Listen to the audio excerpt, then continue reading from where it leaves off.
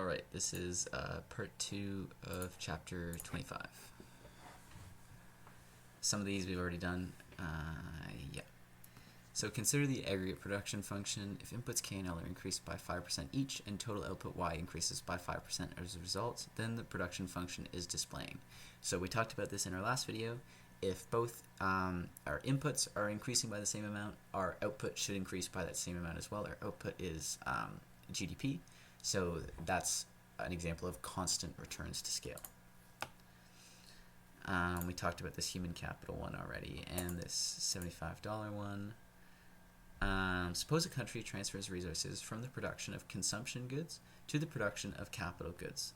The likely result will be a shift to. So, the way I think about this one is, let's look at a country like Ethiopia.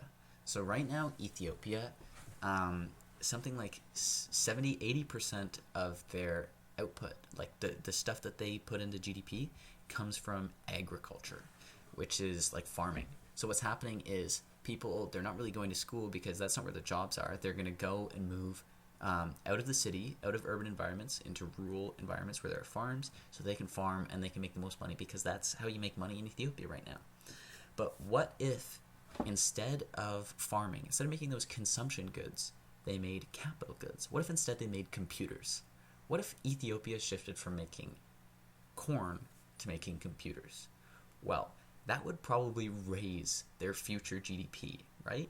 It wouldn't raise their current GDP because it's going to take a long time for us to school everyone in Ethiopia and get them ready so that they can learn how to make a computer, right? They can't instantly go and build a farm. They have to learn.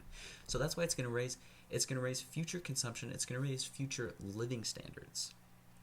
And when it raises future living standards, when everyone has more money, if you have more money, you buy more things, it raises our future consumption. It doesn't raise our current consumption. It's probably actually going to decrease our current consumption. It's not going to raise our current living standards, but it's not going to decrease the long-run growth rate. It's going to increase our long-run growth rate because now we're going to grow more. And it wouldn't lower future living standards either. We did this one already. Okay, if capital and labor grow at the same rate, so if we have constant returns to scale, what does that mean? It means our GDP is rising. But remember that living standards equals per capita GDP. Per capita GDP. So, if our labor is going up and our capital is going up, and these are all at the same rate, then our GDP will go up. But what's going to happen to our per capita GDP? Let's use labor as a proxy for population. So let's say that it's not because the unemployment rate changes, because that's not really what this is talking about. This is talking about an increase in labor. Maybe it's from immigrants or something like that, or new children working, right? So if we have all these new immigrants coming in, they're increasing our GDP, but now we have an increase in population as well. So our per capita GDP is just our GDP per person, right? So that's GDP divided by population. So if our GDP and our population are both going up by the same amount, then we're going to see no change in this variable. Per capita GDP will have no change if they're all going up the same amount, if we have constant returns to scale. So there'll be no change in living standards, even though GDP is rising. We talked about this one already. We talked about that one already too. This one, the Republicans under Donald Trump cut taxes in the United States by almost 2 percentage points of GDP between 2016 and 2018. This tax cut would be a helpful economic policy if. So let's see which of these things sound like a helpful policy. Decreasing national savings and decreasing growth rate. Probably not. If they were at potential output. So if you remember from chapter 24, when would we decrease taxes? When would we decrease taxes? So let's graph that over here. we would decrease taxes in the event of a recessionary gap.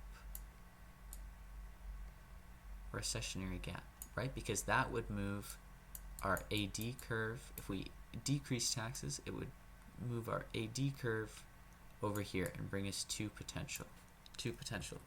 So if we were at potential already, then that wouldn't help. That would maybe put us in an inflationary gap. It would cause other problems that wouldn't be good. The tax cut discouraged personal savings and increased consumption to increase aggregate demand. Just no. Why would we decrease personal savings? No. And the economy was in an inflationary gap. Same thing. Like, you're not. That would just make it worse if you decrease taxes, because then people would have even more disposable income. So you can get this one sort of by process of elimination, and also the fact that this one sounds really positive, right? The tax cut encouraged investment and increased the growth rate significantly. Like, that just sounds really good. That sounds good. Yeah. I don't really have a better answer other than that, right? It's just kind of reading from an article. And this one we've talked about already as well. The last thing I want to talk about just before I end this video is modern growth theory, because I realized I briefly mentioned it in my last video, but I didn't really go into it. Modern growth theory, it's come up in a couple questions. It's just a bit more optimistic. It just says that we actually have, there are things that have increasing returns to investment, and the increasing returns to investment would be technology. To investment in technology.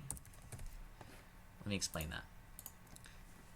Consider a computer in 1980 that you bought for $1,000. I mean, it probably couldn't do much. It probably had this Microsoft Paint on it, like probably not very much on it, right? For $1,000. Now consider the computer you buy now for $1,000. It can do a lot. It can do a lot of things. So even though you bought it for that same $1,000, like money adjusted dollars, whatever, that same $1,000, your returns from this computer are way higher. There are increasing returns. So what it's saying is that you, by investing in the R&D, the research and development of this computer, what that's going to do is it's going to allow more people to put more effort into, now people can make better medicines because they have better access to technology, and now those medicines can save more people, and we're going to have longer living life expectancy, etc., etc. There are increasing returns to investment in technology. That's what modern growth theory says, and that's just the last thing I wanted to mention.